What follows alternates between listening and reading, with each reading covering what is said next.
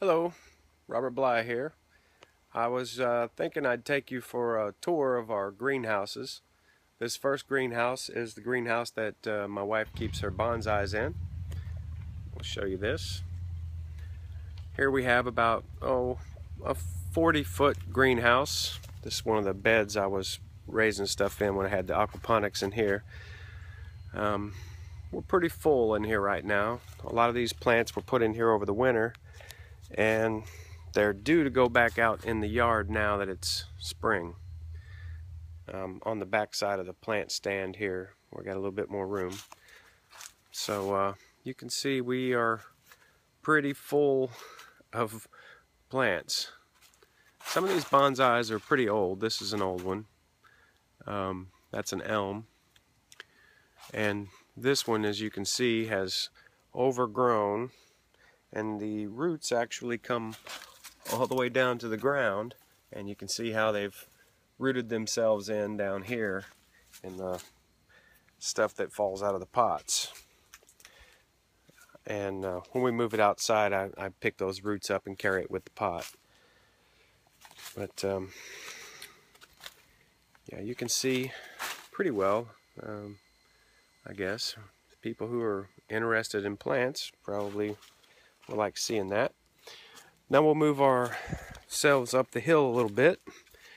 Oh, by the way, that's our wood stove. This whole greenhouse gets covered up with plastic in the summertime. It's just shade cloth stretched across there. And we have a wood stove to keep it warm.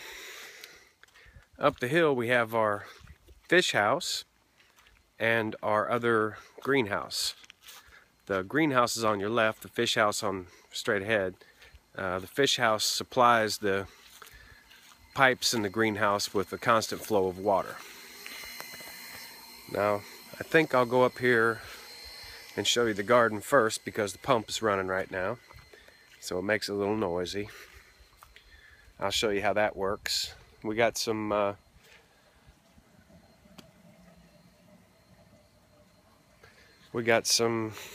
plants growing out there. You can see right here we have our cucumbers, and once they get through the fence, they can attach themselves to the fence.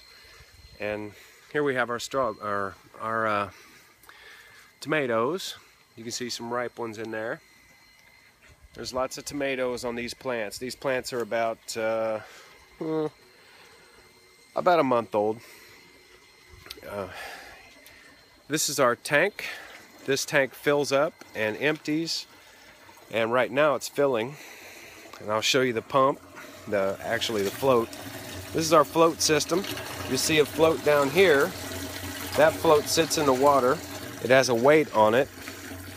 When it comes up, it trips this float, which has got magnets attached to it. And then when that floats up, the pump shuts off. Over here you'll see our magnets. You can see the one small magnet drilled through the side of this arm here, and the larger magnet holds that magnet against it. And when I trip it, you see the magnets pull apart.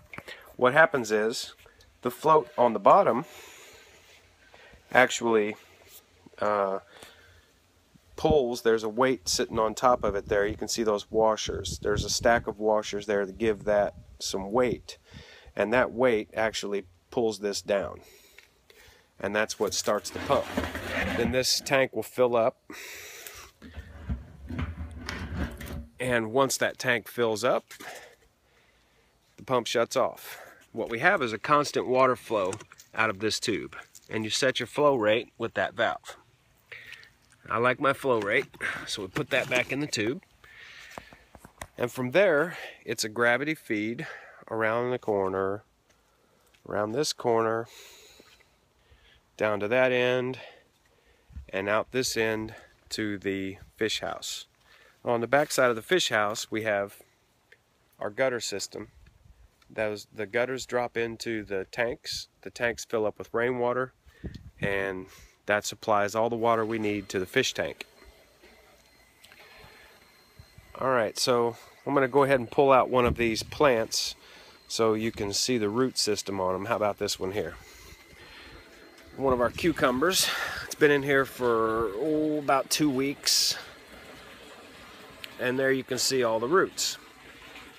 Now what we do is we just put the pot in there so it's on the bottom to begin with, and then when the roots are down in the water, we raise the pot up so that the roots aren't completely covered by water.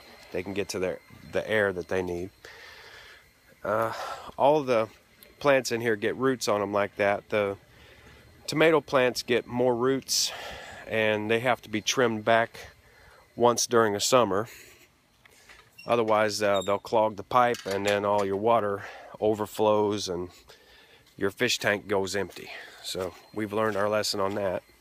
A larger diameter pipe would have solved that problem. Here's our reservoir, 2 tanks that feed that same pipe.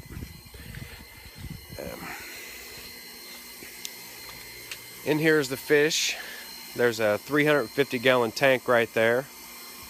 The pump's running again, so it's gonna be a little loud.